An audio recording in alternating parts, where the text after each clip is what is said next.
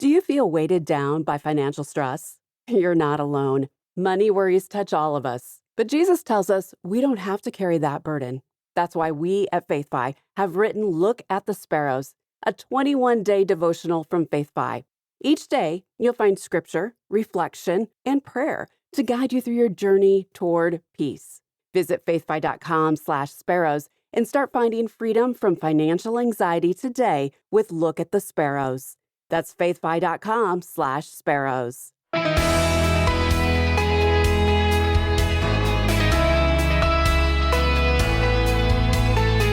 Are you worried about a recession? Some economists say there's still a 35% chance it could happen in 2024.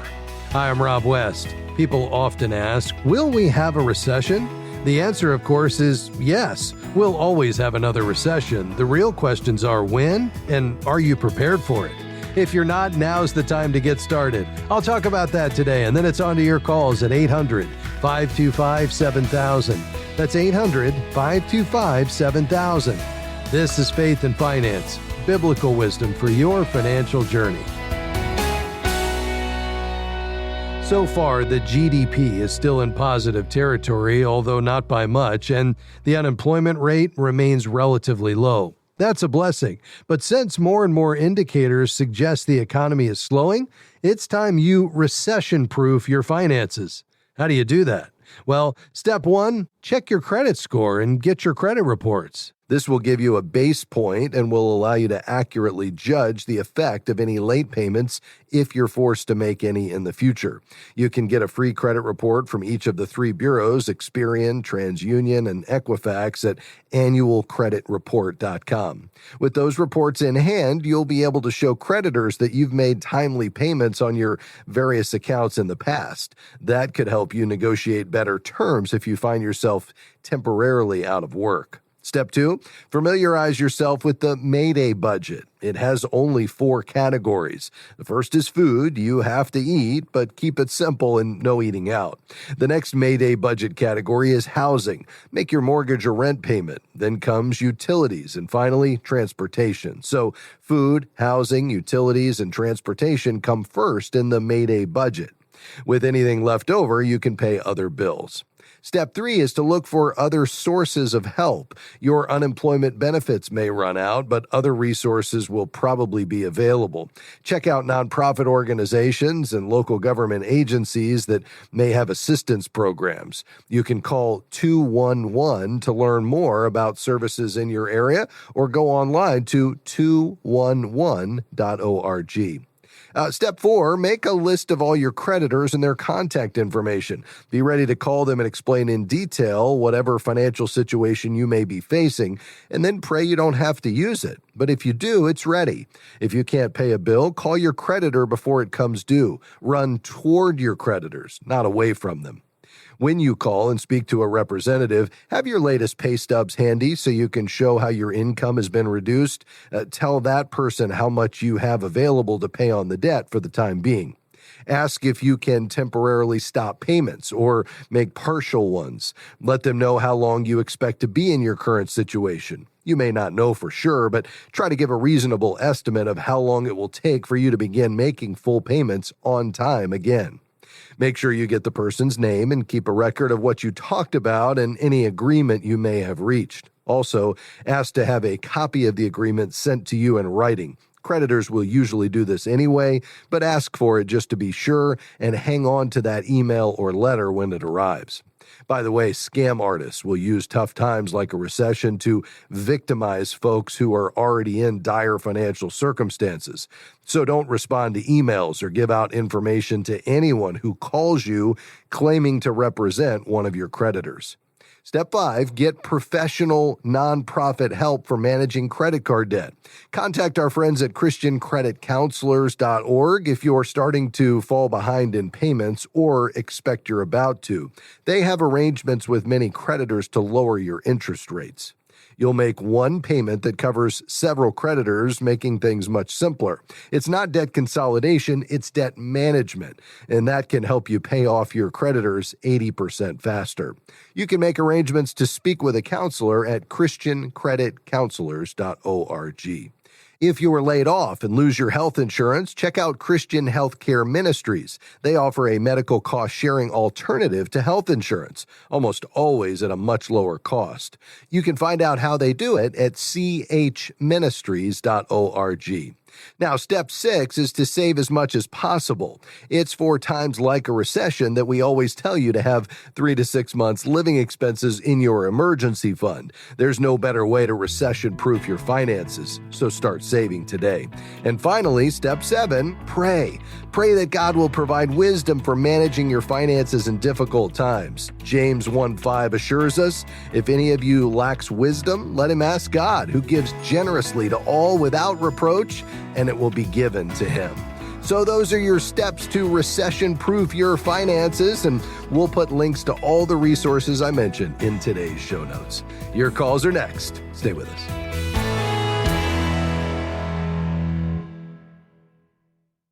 We're grateful for support from Guidestone, whose diversified suite of investment solutions align with Christian values to create positive change in the world. More information is available at guidestonefunds.com/faith. Investing involves risk, including potential loss of principal. Carefully consider the investment objectives, risks, charges, and expenses of Guidestone Funds before investing. They're distributed by Foresight Funds Distributors, LLC, which is not an advisory affiliate, a registered investment advisor, nor do they provide investment advice. Faith and Finance is grateful for support from Sound Mind Investing. For more than 30 years, they've offered financial wisdom for living well. SMI provides step-by-step guidance for do-it-yourself investors, from those just getting started to those getting ready for retirement. More information, including a short video webinar on profit and peace of mind no matter what's happening in the market, is available at soundmindinvesting.org.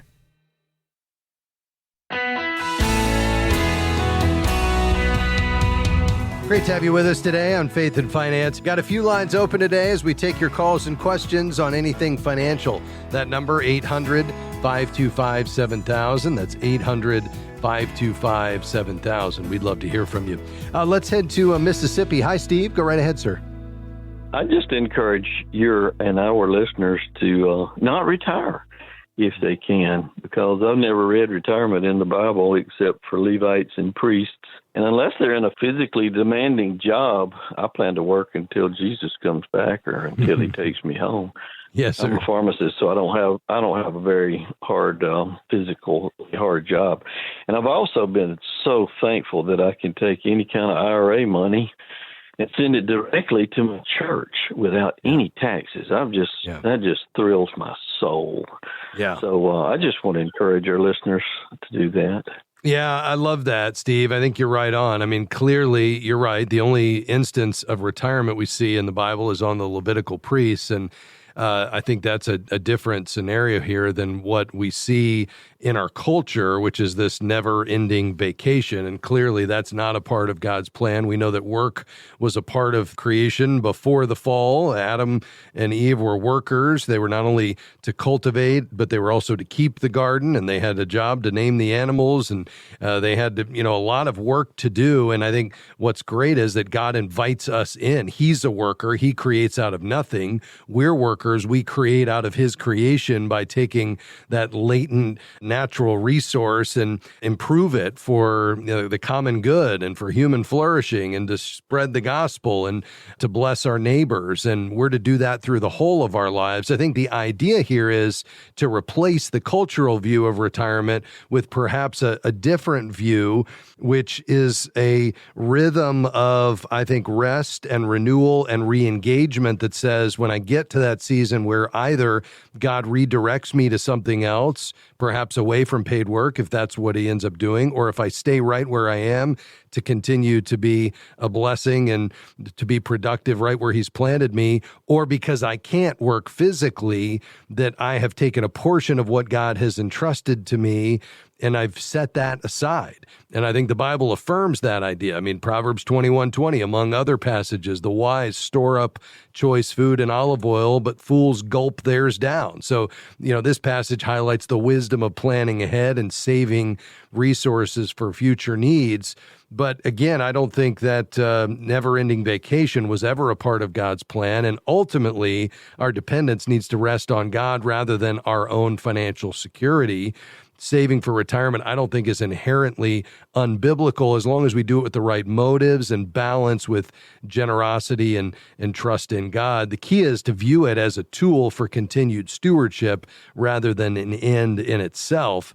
But you also bring up a great point, Steve, and that is, look at ways to do more giving, both now and during that retirement season of life. I think part of that is setting a financial finish line and capping your lifestyle so that your lifestyle doesn't continue to increase as you have more resources. But secondly, I think we need to be planned up. And, what you're talking about with giving from your IRA is a wonderful tool for those folks 70 and a half or older who can use this qualified charitable distribution. It's the only way to get money out of an IRA without creating a taxable event, as long as you send it right to charity or ministry or your church. So I think those are all great thoughts and a great reminder for us today. But anything else before we let you go?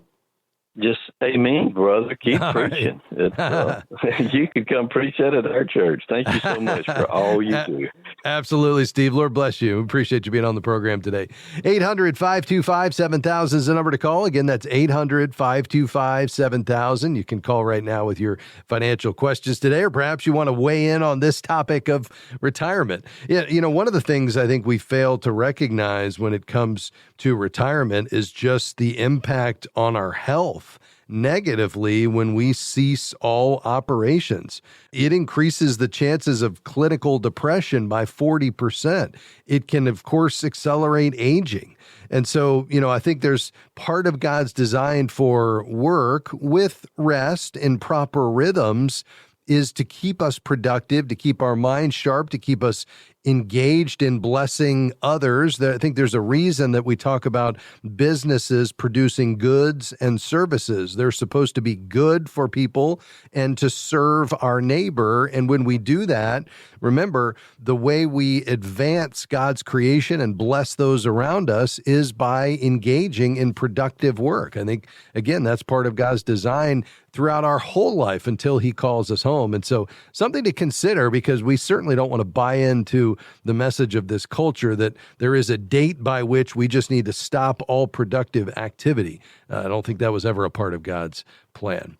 Let's go to Nashville. What a great city. Hi, Lori. Go ahead. Hi there, Rob, and thanks for taking my call.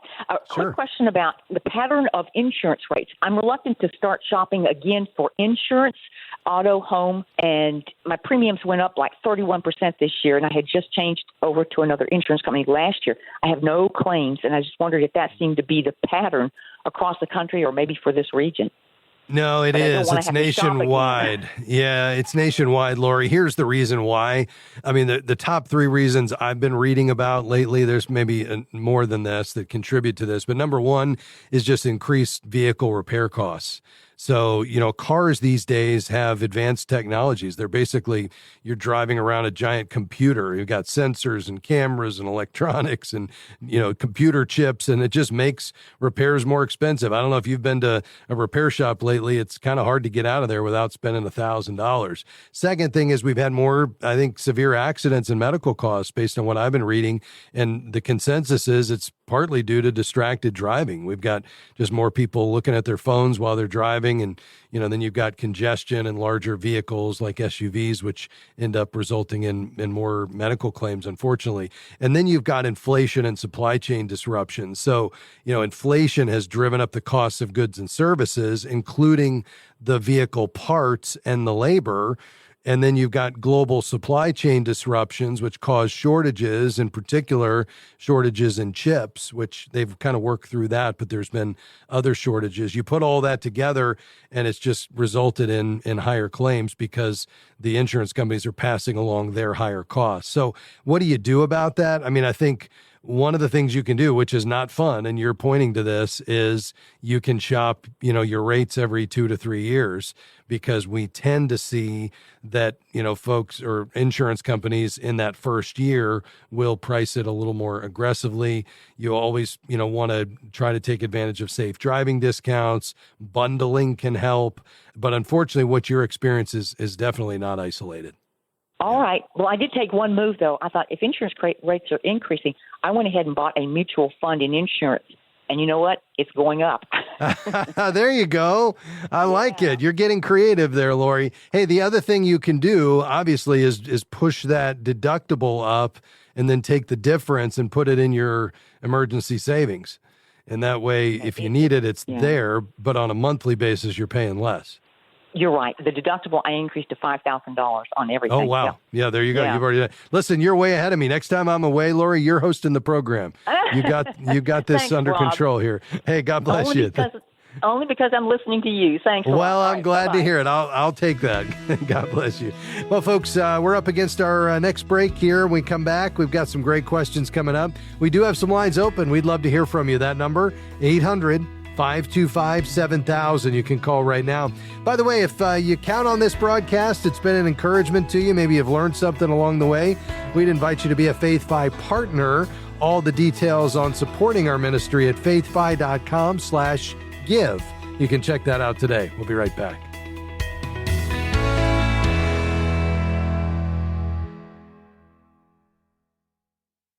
Financial fear is real, but so is God's promise to provide. At FaithFi, we know the daily stress of money can overwhelm your heart, but Jesus reminds us to look at the birds of the air. They don't worry, and yet our Heavenly Father feeds them. In Look at the Sparrows, a 21-day devotional, you'll find peace by focusing on God's faithfulness as you discover how to overcome financial anxiety with faith. Visit faithfi.com/sparrows and begin your journey with Look at the Sparrows today. Paying too much for health insurance? Frustrated by high deductibles and increasing premiums? There's a better way. Christian Healthcare Ministries. CHM is a Christian community delivering a faith-based solution to the high costs of healthcare. Take control over your healthcare costs with a program from CHM that could save you up to 40%. Learn more and enroll today at chministries.org/faithfi. That's chministries.org/faithfi.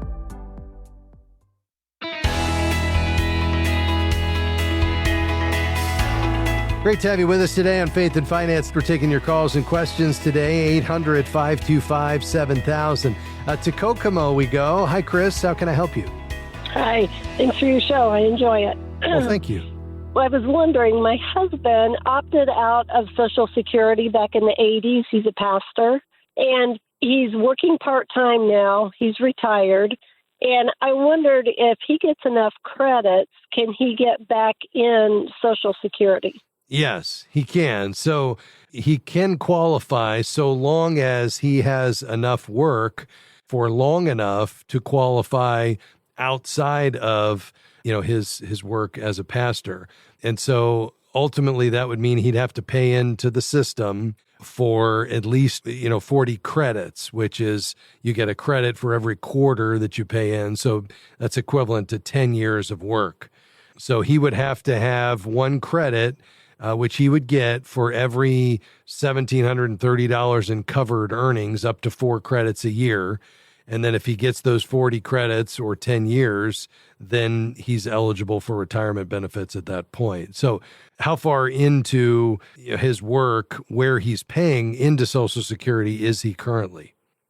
He's probably I think he would have to work 2 or 3 more years. He had some credits, like when he was in college, he worked in a factory part-time in the summer. So he did have a few credits before. Yeah. Okay. But then when he gets ready to go on Social Security, if we get that far, then will he, like right now, my Social Security benefits are paying his Medicare. So would he get a benefit on top of that? And would I get more money then on my Social Security? Yeah, so you each have your own work record that determines what your benefits are, and then you have the ability to take a spousal benefit if it's higher, and that's equal to up to 50% of your spouse's benefit. So he could compare whether a spousal benefit at 50% of yours is higher than what he would qualify for on his own, because his is going to be fairly low. Even if he gets to that 10-year mark or 40 credits, it's based on your high 35 years. So the highest 35 years. And obviously the vast majority of those are going to be at zero. So that means the benefit, even though he will qualify for something, is going to be fairly low. So it would be interesting to look at whether, taking a spousal benefit for him would actually be higher than his own benefit, even if he qualifies. Okay. All righty. Yeah. Okay. Well, thanks a lot. I appreciate your help. Absolutely, Chris. Thanks for your call today. Let's go to Florida and Prudencia. Thank you for calling. How can I help? Yes, Rob. Thank you so much for your time and your program. Thank you. The reason I'm calling, my mom just passed, and she left a house. She still has a mortgage of $125,000 on it. Yeah. And the loan is a VA loan, and I don't really know what to do with this property. So I just said, let me reach out to you and see if I can get some advice from you. Yes. Yeah. So the challenge is here, VA loans are assumable. So that would be the first option, is to see whether you could assume the loan. But let me just clarify. Are you wanting to hang on to the property for some reason, or would you rather just go ahead and sell it? That's the thing. I don't really know if I should just sell or I should hang up. Yeah. Okay. Yeah. Yeah. Yeah. So let's think through that here for a moment. Give me just kind of a rundown of your financial situation. What do you have in what I would call emergency savings? Yeah, I have almost like $30,000 in emergency savings. All right. And what do you have in investable assets? Yeah, I have about $270,000 in stocks. Okay. Is that in a retirement account or in a taxable account? IRA. Okay. What else? Yeah. And then I also have about $50,000 in another investment, like annuity. Okay. All right. And then do you have any debt? Yeah, I have my house, and I still have about $180,000 mortgage on it. All right. And what is it worth? I think it should be about $300,000 by now. Okay. And then in addition to that property that has the $180,000 that you're living in, you've got now your mom's property, which is a separate property, correct? Correct. Okay. And what's the value of that, do you think? Lately, she told me it could be about 100, could be about 250 to 300 the value. Okay. And what is the mortgage? 170 or 125, right? 125, right. Okay. Now talk to me about your cash flow. What income sources do you have? Yeah, I'm a nurse. I'm still working, though. I still have about 7 years before retirement. I make almost like $5,000 a month. Okay. And is that enough to cover your bills? Yes. And do you usually have something left over? Yes. Okay. About how much? About $1,000, $1,500 every month. Okay. Do you know what the mortgage payment is on your mom's VA loan? Yeah, she's paying. She just got a new insurance, so she's paying almost like $1,800 a month. Okay. So I guess that's the first thing. I mean, assuming you could assume it, right? Because you wouldn't want to go out and get a new mortgage with rates where they are. But assuming you could assume it, which VA loans you typically can you afford, an $1,800 a month payment? Well, I'm thinking if my son and the wife could move in there and be paying that, okay, meanwhile keep the property, that's another option that I was discussing with them. Okay. Yeah. Well, here's the thing. I mean, you're in pretty good shape. I love that you've got the IRA money. You've got a healthy savings account. You've got an annuity. You're on track for retirement in 7 years. You don't have a lot of debt other than your primary residence. Let's make a goal to get that paid off by the time you retire, if you can. And so you've got options. One is you can make this a rental property and get a renter in there. The second option is you put your son and your daughter-in-law in there and they pay the mortgage. And that's great because that keeps the property, and then eventually you could sell it and make it a part of your retirement assets. The third option is you go ahead and sell it now and you don't have to fool with it. And then you hire an advisor to manage that, roughly 120 or 125,000, the difference between what it's worth and the mortgage. So I think you just need to pray on this. Talk to your son and daughter-in-law, see if they actually want to live there. If they do, then that sounds like a great option. If they don't, then I think you just need to decide, do you want to be a landlord? Because, that requires some work. It's not a passive investment. You're going to have to deal with maintenance and, plumbing issues and the things that come up along the way. And you just want to make sure you don't put yourself in a situation where you're overextended if you lose the renter for a period of time. Hope that gives you some things to think about, Prudencia. God bless you. Thanks for calling. Well, we covered a lot of ground today. Hey, before I let you go, let me remind you, if you're looking for an advisor that shares your values, we recommend the Certified Kingdom Advisor designation.